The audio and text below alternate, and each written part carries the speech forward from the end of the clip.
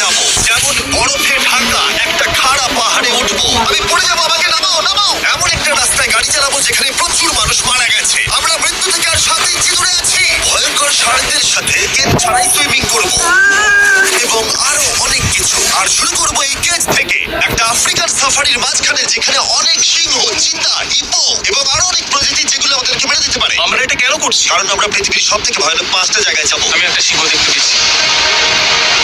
ও মাই god, এটা আমরা কেন করছি? আর যাতে সিংহরা আমাদের কাছাকাছি আসে তাই আমি অনেক মাংস এনেছি। এবং কেজের চারপাশেও ঝুলিয়ে দেবো। ভাই, আমরা বেঁচে ফিরবো তো? কিন্তু আসলে যে কারণে এই জায়গাটা বেশি ভয়ঙ্কর সেটা হলো সূর্য ডুবে যাবার পরে আমরা দেখতে পাই না, কিন্তু ওরা দেখতে পায়। জিমি, ওদিকে দুটো সিংহ রয়েছে। এই শব্দটা তো ঘন্টারের মতো লাগছে। এটা বিশাল ভাই, সবকিছু রাতে বেরোয় কেন?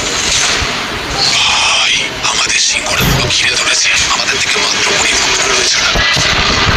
My God, আমাদের দিকেই তাকিয়ে রয়েছে। ও এদিকেই আসছে। আমার খুব ভয় লাগছে। ও না, না, ও আমাদের দিকেই আসছে।